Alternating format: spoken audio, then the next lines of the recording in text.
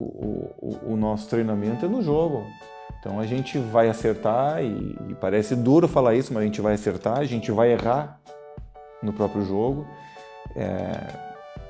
Para que daqui 3, 4, 5 anos a gente já vai estar muito melhor do que estamos hoje. Isso é fato. Só que as pessoas querem essa transformação da noite para o dia. Hoje a gente vai conversar um pouquinho com Anderson Daronco, árbitro da FIFA, atuou em campeonatos estaduais, brasileiro, Copa do Brasil, Libertadores, eliminatórias da Copa do Mundo e recentemente Copa América. Anderson, bem-vindo ao Além da Regra, muito obrigada por aceitar o nosso convite. E eu já começo perguntando como que surgiu a arbitragem na tua vida? Primeiramente, eu agradeço a oportunidade de estar conversando contigo e com todas as pessoas que estão nos assistindo nesse momento. E assim, a arbitragem ela surgiu para mim bem ao acaso, assim, não foi nada com que eu sonhasse em ser árbitro de futebol, muito pelo contrário. Eu estava na faculdade de Educação Física ainda em Santa Maria, creio que foi no meu segundo ano de faculdade e a gente via pelos corredores lá do Cefid na Federal o cartaz do curso de arbitragem. E na época nós tínhamos que cumprir uma carga horária muito extensa em atividades complementares de graduação, que eram disciplinas não obrigatórias, mas que a gente podia preencher com cursos ou disciplinas optativas mesmo durante os 4 anos da faculdade, a gente tinha que cumprir uma carga muito grande. E o curso de arbitragem em si, ele já basicamente ele matava quase 1/3 de toda essa carga horária. Então, meus colegas acabaram que eles foram realizando a inscrição e naquela época, estudante também não tinha um poder financeiro que me propiciasse realizar esse curso. Eu, de maneira assim, inicial, eu não ia realizar. Mas depois que eu vi que todos os meus colegas de turma assim acabaram se inscrevendo e para fazer o curso, eu pensei, bah, tinha que fazer. Aí, até que um momento, um familiar meu acabou por me emprestar esse dinheiro para realizar o curso e fiz. Mas o objetivo nunca que eu sonhava que ia apitar um jogo sequer de campeonato amador. Era realmente para preencher essa carga horária, ia pegar o diploma no final lá e ia mostrar lá na coordenação do Cefid, ia matar lá 1/3 das horas que eu tinha e paciência. A gente sempre te vê no campo com aquela cara séria, assim, até meio brabo. Qual que é a diferença do Anderson pai, marido, pro Anderson juiz? Eu sou bem tranquilo, eu sempre brinco que quando a gente entra no campo, meio que é uma transformação, né? E é assim, ali são 22 contra o árbitro ou contra a equipe de arbitragem, né? E contra é uma palavra muito forte de se dizer, mas a gente está ali e mal ou bem é uma briga de poder, né? O árbitro tentando fazer valer as regras do jogo e as equipes, cada uma buscando os seus objetivos e ali a gente naquele meio. Então tem que manter uma certa linha, uma postura, porque muitas vezes o objetivo é desestabilizar a figura do árbitro, não para voltar atrás de uma decisão que tu tomou aqui, mas e sim para que uma decisão futura tu possa pender para um lado, para o outro. Então, essa é a questão, por isso a postura ali, a seriedade, o foco no trabalho e é um estilo de arbitrar, né? Cada colega tem a sua forma de atuar, uns são mais técnicos, outros mais disciplinadores, outros ainda uma mescla um pouco de cada estilo. E eu acabei me caracterizando pelo meu, mas fora do campo, brinco às vezes que em algum momento ou outro a gente acaba incorporando esse personagem, né, na vida real. Daí fica aquela questão da linha dura em casa com os filhos ou coisa assim. Mas fora assim, eu acho que eu sou até bem palhaço, eu acho. Eu não sou tão turrão como eu sou no campo. Já emendando a pergunta, então, todo mundo brinca com o teu porte físico. Tu Já acha? deu pra ver que é uma mentira, né? Porque eu sou um cara normal. Os Não, os aquilo ali comunicadores que ficam no braço duplica também, meu já. tamanho. Mas e tu acha que isso intimida os jogadores de alguma forma? Não sei, o objetivo nunca foi intimidar ninguém. Não é, claro. Primeiramente, ou eu treino a questão da forma física, ou musculação, ou outro tipo de treino, porque eu gosto, tanto esteticamente quanto assim a questão do ego pessoal. Eu gosto de estar assim e bem, é uma preferência que eu tenho de corpo assim. Mas em relação a intimidar, nunca é esse o objetivo, até porque tem que ter um respeito, o mesmo respeito que eu exijo deles para comigo, eu tenho que ter também em relação aos jogadores. Agora, se isso ajuda ou não na condução dentro da partida, eu acho que vocês que estão do lado de fora podem fazer uma análise talvez até melhor que a minha. E como que tu lida com os xingamentos, tanto dos jogadores e da torcida, quanto depois dos técnicos? Não, primeiro eu procuro não acompanhar muito. E eu já fui o cara aquele que acompanhava, terminava o jogo, ia ver o que estavam falando no rádio. Uma primeira, né, porque antes não fazia jogos de televisão, aí era somente de rádio. Aí terminava o jogo, ia lá, ligava o rádio, sintonizava para ver aqueles 30 segundos que o cara ia falar do árbitro, seja se fosse para falar bem ou falar mal. E aí não foi bom, porque no início, principalmente quando eu estava começando no Campeonato Gaúcho, ia, escutava e às vezes quando aquilo ali não era uma opinião que eu gostaria de escutar, era algo diferente ou uma crítica, isso machucava bastante e por um certo momento eu até acabei por modificar um pouco a minha forma de atuar, de forma que atendesse às expectativas de quem estava comentando e não de quem me escalava ou a mim mesmo nas minhas características como árbitro, enfim, para fazer o melhor trabalho dentro daquilo que eu esperava. Então, queria agradar quem eu não deveria agradar, né? E isso acabou me atrapalhando um pouco lá no início e só que também a gente enquanto árbitro demora um pouco a perceber isso e eu penso que também é um processo natural. Eu acho que todo árbitro acaba por um momento ou outro da carreira em se preocupar com isso. Pô, estão falando bem, estão falando mal. É porque o árbitro ele é um ser humano carente. Isso é fato. Ele é um cara carente de elogio, porque quando tu não vai bem, a porrada pega. E quando tu vai bem, tu faz uma baita arbitragem, não vem elogio, nossa, o cara é o melhor, é bom, é isso, Só aquilo. fez a Não, obrigação. tu fez a tua obrigação. Ou tu vai bem e ninguém fala nada, nem uma linha. Então, por isso que eu digo que ele é carente. Então, ele fica buscando essas coisas. Eu acho que é do ser humano, né? Mas demora um pouco para a gente aprender que talvez isso não nos faça bem ou ainda cada um dentro da sua capacidade de saber lidar com isso, com crítica ou não e tal. Hoje em dia, eu para não ter que lidar com nada disso, eu acabo que eu não acompanho nada, fico totalmente fora. A profissão juiz já é regulamentado, mas vocês são obrigados a ter outra profissão? E tu tem outra profissão ou tu já vive só de árbitro? No momento, eu vivo exclusivamente da arbitragem. Não é obrigado tu ter uma outra profissão. É o ideal, porque em contrapartida, é muito difícil que tu consiga conciliar duas atividades, principalmente quando tu atinge um certo nível na arbitragem em que tu trabalha no fim de semana, no meio de semana, fim de semana, meio de semana. Tem jogos que tu vai, no meu caso FIFA, que eu vou para América do Sul no meio de semana, no domingo vou para um jogo no Nordeste, no outro meio de semana escalado aqui. Enfim, o Brasil também é muito grande. E cada jogo nos consome, em média, no mínimo, 3 dias. Então, não tem chefe que aceite uma situação como essa, mesmo que eu seja o dono do meu próprio negócio, é que eu não tenha que dar satisfação para ninguém, beleza, mas a partir do momento que eu tiver que toda hora pedir, meu, libera aí para mim ir lá, não sei. E tem mais, não é só isso, não é somente o jogo, são os cursos que a gente tem, Copa América mesmo agora, como tu citou, fiquei 40 dias fora.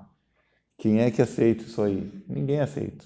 E se aceitar, obviamente vai gerar um mal-estar com teus colegas de trabalho que não seja da arbitragem, no outro trabalho, no caso. Vão dizer assim, ó, por que o Daronco pode e eu não posso? Então é muito difícil. Então, claro que num nível, num status hoje como árbitro FIFA, é possível se viver da arbitragem nesse momento.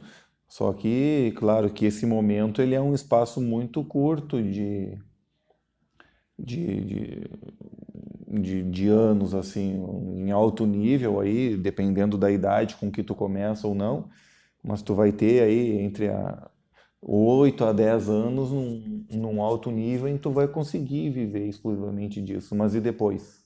Né? Então, a gente tem que estar preparados, né, para essa situação e é por isso uma briga também que a arbitragem tem, a questão da profissionalização para que tu tenha uma segurança nesse momento em que tu se dedica exclusivamente à atividade, para que qualquer coisa que possa vir a acontecer, uma doença, uma lesão, para que tu esteja amparado, mas também para depois, quando que tu venha a largar efetivamente o apito, e aí, vai fazer o quê? Né? Então, por isso o ideal é que cada um também tenha a sua profissão paralela e, no máximo possível, consiga conciliar. Tu atuou em alguns clássicos como o Grenal, Palmeiras e Corinthians. Como que é atuar num clássico desses e qual foi o mais difícil? Para mim, o gaúcho, né? O gaúcho gosta de puxar sempre a brasa pro nosso assado, mas é inegável que eu já tive a oportunidade de apitar todos os grandes clássicos do futebol brasileiro e o Grenal, sem dúvida nenhuma, é o mais difícil. É incrível a mobilização que se tem em torno desse jogo, tanto antes quanto durante e depois. Muitas vezes o Grenal ele começa uma semana antes do apito inicial e tem vezes que ele não termina, né? Tanto que se discutem alguns até hoje, né? Então é muito mais duro e principalmente o nível de disputa dentro do campo de jogo. Tu citou alguns aí, Palmeiras e Corinthians também é um grande clássico do nosso futebol, mas que ele tem aquela questão da paixão das torcidas, mas ele se resume muito ali dentro do campo de jogo, mas ele é mais jogado. Flamengo e Vasco, Cruzeiro e Atlético Mineiro, no Paraná aqui mesmo, Atlético do Paraná e Curitiba, são todos muito disputados, mas o Grenal, assim, ele tem uma dose a mais ali de disputa dentro do campo de jogo e aí não sei se é opinião pelo fato de eu ser gaúcho e saber como é o dia a dia antes do jogo ou depois do jogo, da pressão que se tem, por isso que a gente acaba sentindo e considerando como mais difícil de ser feito. O VAR chegou há pouco tempo e existe muita reclamação do VAR aqui no Brasil, principalmente pela demora dos árbitros em tomar a decisão. Como é que vocês lidam com isso? As pessoas têm que entender que essa ferramenta do VAR, ela é algo novo para todo mundo. É novo para o árbitro, é novo para o jogador, é novo para o dirigente, é novo para os torcedores, é novo para a imprensa e estamos nos adaptando. Se escutam muitas críticas em relação à ferramenta também, mas é o preço que se tem que pagar. As pessoas não querem praticamente 100% de acerto num jogo de futebol, isso tem um custo. A questão do VAR, da implementação, da checagem, e é muito difícil no início e a gente está se adaptando. Eu lá, quando estava no início da minha carreira, quando eu estava apitando mesmo, eu sou um cara diferente hoje do que quando eu estava lá começando, no meu 10º jogo, no meu 20º jogo, no meu jogo número 30. Existe uma evolução na qualidade daquilo que eu estava prestando. E em relação ao VAR é a mesma coisa, a gente ainda está se apropriando dessa ferramenta, a gente está aprendendo a utilizá-la, não é... Em alguns cursos é claro que existe uma formação, se ensina o protocolo de uso, mas basicamente o nosso treinamento é no jogo. Então a gente vai acertar, e parece duro falar isso, mas a gente vai acertar, a gente vai errar no próprio jogo, para que daqui 3, 4, 5 anos a gente já vai estar muito melhor do que estamos hoje. Isso é fato.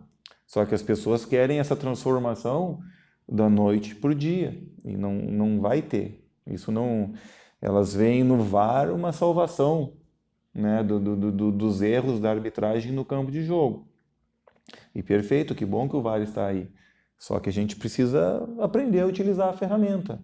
Há situações que são fáceis de serem solucionadas, e agora há outro tipo de situação no jogo, alguns lances que geram um tempo maior de análise, e se buscam mais detalhes para que no final das contas a decisão correta seja tomada. Então as pessoas elas têm que ter essa paciência. Tu atuou no jogo entre Argentina e Equador pelas eliminatórias da Copa do Mundo. Foi um jogo decisivo para a Argentina. Ela precisava ganhar para entrar, para ir para a Copa do Mundo. Como é que foi para ti apitar esse jogo, sabendo que brasileiro, gaúcho, tem uma rivalidade com a Argentina? Eu sabia que as pessoas queriam, né, que, enfim, brasileiro, eles imaginavam, torciam contra, né, mas da minha parte era uma satisfação muito grande estar num jogo dessa natureza, até porque eu tinha feito a minha estreia em eliminatórias uma semana antes. Então era um jogo extremamente grandioso para o meu nível ainda de aceitação perante as seleções, perante todo o contexto esportivo naquele momento. Então para mim era uma aprovação muito grande também. Eu sabia que tinha que dar uma resposta muito positiva naquele jogo, principalmente porque não era somente, tu falou em Brasil acompanhando esse jogo, não, era toda a América do Sul e o mundo. Eles estavam acompanhando um jogo em que o melhor jogador do mundo poderia estar fora da próxima Copa do Mundo, que para todos os que são apaixonados pelo futebol, imaginarem uma Copa do Mundo sem um dos seus principais jogadores, isso gera uma atenção específica naquele jogo. Então, para mim, era uma grande responsabilidade. E eu tinha que demonstrar o meu valor. Aqueles momentos em que a gente sempre torce para ter esse tipo de oportunidade, e felizmente ela caiu para mim, e eu sabia que tem jogos e jogos, e alguns jogos o erro ele tem que ser 0, né? E esse era um jogo em que erro 0, né? Por tudo aquilo que envolvia. Felizmente tive a capacidade, a sorte também de não passar nada nesse jogo, de todas as decisões e a condução da partida levarem para todas as decisões terem sido corretas. Fico muito feliz, e algo que eu vou levar sempre para a minha vida. Perguntas mais rápidas agora para a gente terminar. Bate pronto. Isso. O VAR veio para melhorar ou para deixar o futebol mais chato? Ele veio para corrigir os erros da arbitragem. Como eu disse anteriormente, querem erro 0, e isso tem um preço, né? Tem o preço, muitas vezes, do uso da ferramenta, de uma demora aqui e de uma quebra de dinâmica no jogo. Então as pessoas têm que se habituar a isso. Mas com certeza veio para melhorar e deixar o jogo mais justo. Qual foi o jogo mais difícil que tu apitou? Uau, aí é difícil elencar. Esse jogo que a gente conversou anteriormente, ele era um jogo de muita pressão, mas não foi muito assim difícil na forma de atuar. Eu não consigo, foram tantos jogos, já são quase 700 na carreira, em que é difícil pontuar um jogo assim, é difícil, porque às vezes marca, né? O grande jogo te marca, o jogo, infelizmente, o jogo que tu comete um erro, ele te marca e tu fica se punindo por isso. Mas eu não consigo lembrar, assim, todos são difíceis no final das contas, depois de um certo nível, porque é o teu nome que está em jogo, é a tua reputação, e enfim, é toda a arbitragem brasileira. Tudo é difícil. Não pensem que é fácil apitar um jogo, porque não é. O que te inspirou na arbitragem? Puxa, Tu assistia alguém, tu via eu alguém tenho, assim que tu pegou como referência? eu tenho 3 árbitros que são muito exemplos para mim. Tem outros também, mas que eu procurei buscar mais, que assim, tenho o Carlos Simon e o Leonardo da Silva, gaúchos também, que são estilos completamente diferentes de apitar uma partida de futebol. Cada um teve o seu sucesso, a sua maneira, e quando eu estava começando, eu via esses caras apitando, né? Então sempre sonhava em ser como eles. Não procurava copiar muito eles, eu via o que eles tinham de positivo aquilo ali, porque no final das contas cada um tem o seu estilo, mas eu olhava muito eles apitando e a forma como eles conduziam o jogo e sempre foram ídolos para mim. Depois, quando comecei a trabalhar junto já, tem o Wilson Seneme, que era de São Paulo, também é um árbitro linha dura e como se aproxima um pouco mais do meu estilo assim de atuar e daquilo que eu queria para minha carreira, me chamava bastante atenção assim, eu gostava muito da forma dele atuar. Mas tem outros árbitros também, cada um na sua época. Antes de tudo isso, Antônio Pereira da Silva era um árbitro que era muito tranquilo no campo de jogo. Eu já procurei fazer isso, mas hoje em dia o futebol não aceita muito isso.